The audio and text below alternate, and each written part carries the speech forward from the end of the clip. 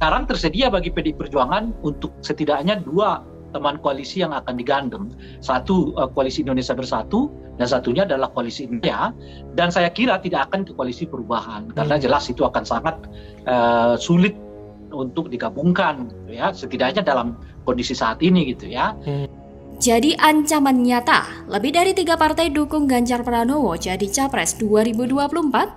Anies ketar-ketir, Nasdem bakal hengkang dan mendukung Ganjar. Anies bakal tenggelam? Ditulis oleh tim redaksi jurnal, dikutip dari berbagai sumber. Disinilah seperti yang saya katakan tadi, yang rugi besar sebenarnya adalah Anies Baswedan. Dia sudah kadung terasosiasi sebagai calon dari Nasdem yang membuat banyak partai lainnya nggak bisa mendekati dia. Gubernur Jawa Tengah Ganjar Pranowo resmi mendapatkan tiket calon presiden dari Partai Demokrasi Indonesia Perjuangan atau PDI Perjuangan untuk Pilpres 2024. Ganjar sejauh ini sudah mendapat dukungan dari 3 partai. Pertama, PDI Perjuangan. Partai berlogo banteng itu memutuskan mengusung kadernya, Ganjar Pranowo, sebagai capres untuk bertarung di Pilpres 2024. Hal itu disampaikan langsung Ketua Umum DPP Partai Demokrasi Indonesia Perjuangan atau PDIP Megawati Soekarno Putri. Dengan mengucap Bismillahirrahmanirrahim, menetapkan saudara Ganjar Pranowo, sekarang Gubernur Jawa Tengah, sebagai kader dan petugas partai untuk ditingkatkan penugasan sebagai calon Presiden Republik Indonesia dari PDIP. Ujar Megawati dalam rapat DPP Partai ke-140 diperluas 3 pilar di Istana Batu Tulis, Bogor, Jawa Barat yang ditayangkan secara daring Jumat 21 April 2023. Kedua, PSI, Partai Solidaritas Indonesia, sudah mendukung Ganjar sebagai capres. Bahkan dukungan itu diberikan jauh sebelum PDI Perjuangan menunjuk Ganjar. Hal itu PSI sampaikan usai melakukan polling rembuk rakyat pada Oktober 2022. PSI memutuskan mencalonkan Ganjar sebagai calon presiden. Sementara untuk calon wakil presiden, PSI mengusung Yeni Wahid. Ketiga, Hanura. Ketua Umum Partai Hanura, Osman Sabta Odang atau akrab disapa Oso, mengatakan pihaknya siap memenangkan bakal calon presiden usungan PDI Perjuangan Ganjar Pranowo dalam Pilpres 2024. Dia mengatakan seluruh DPD Partai Hanura se-Indonesia sepakat mendukung Ganjar sebagai bakal capres pemilu 2024. Oso berharap dia dapat berkomunikasi secara langsung dengan Ganjar. Yang terakhir, PPP, Partai Persatuan Pembangunan atau PPP, resmi mengusung Gubernur Jawa Tengah Ganjar Pranowo sebagai calon presiden.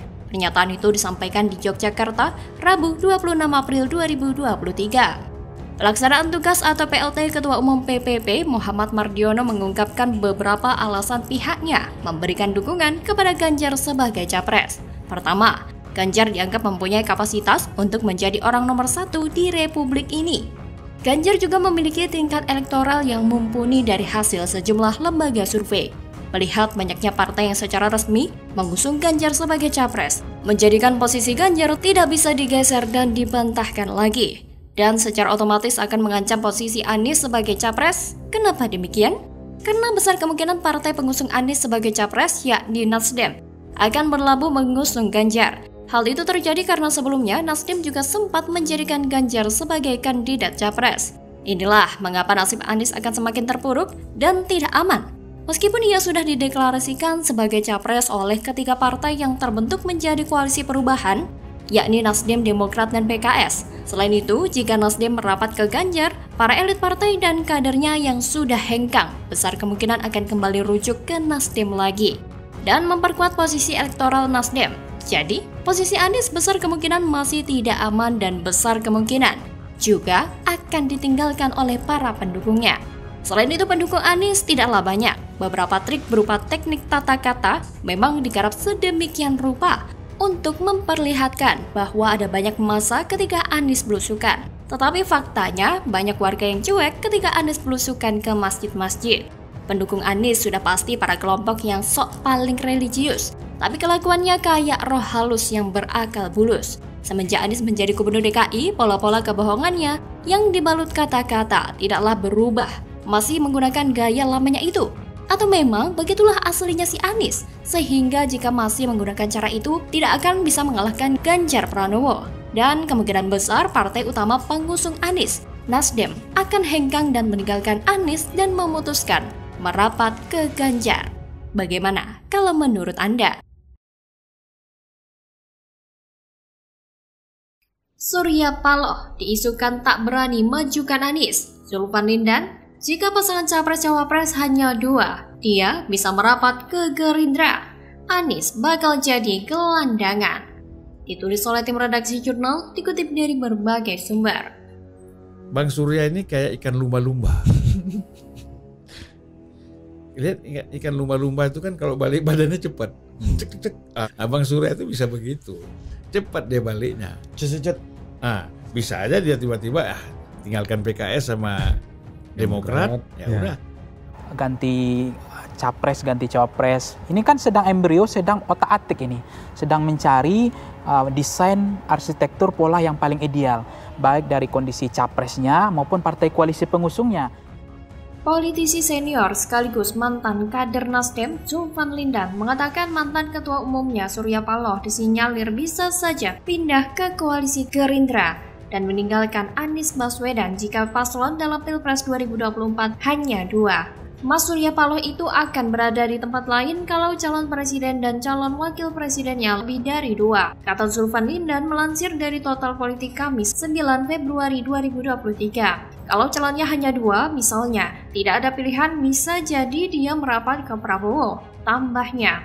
Meski begitu, wartawan senior Bambang Harimurti mengatakan bahwa apa kemungkinan itu kecil terjadi karena Surya Paloh dan Prabowo bukan sosok yang cocok. Meski begitu, Zulfan mengatakan tidak ada yang tak mungkin. Dia mencontohkan hubungan Paloh dan Luhut Binsar Panjaitan yang sempat retak namun kini sudah sering ngobrol lagi. Berangkat dari situ, kemungkinan untuk membawa dalam situasi tertentu yang apalagi situasi terdesak, bisa saja Surya Paloh itu lompat ke Gerindra. Sebenarnya tidak ada yang spesial dari ini, tapi jika melihat manuver-manuver yang dilakukan oleh Surya Paloh belakangan ini, hal itu memang sangat mungkin terjadi.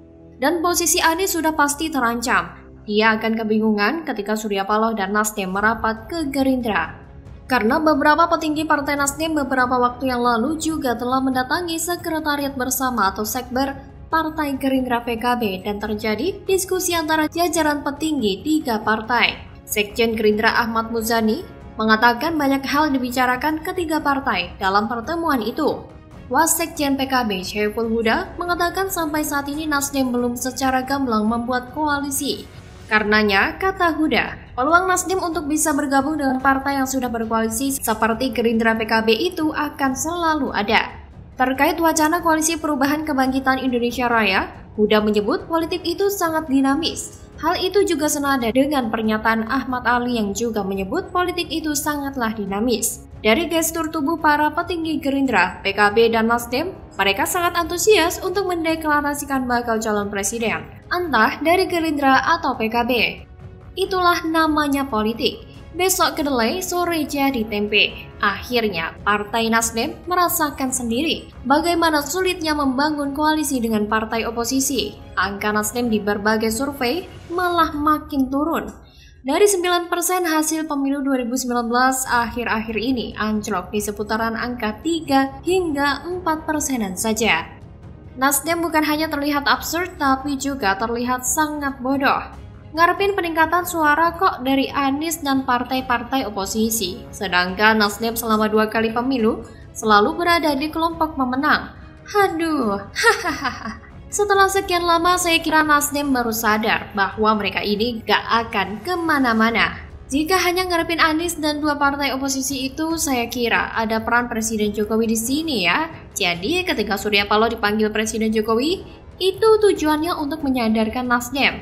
Mungkin Presiden Jokowi menantang logika Nasdem dan kemudian Surya Paloh tergugah pikiran dan kesadarannya. Di titik ini, Nasdem nampaknya mereview semua rencana, semua yang terjadi, semua yang diharapkan terjadi tapi nggak kesampaian.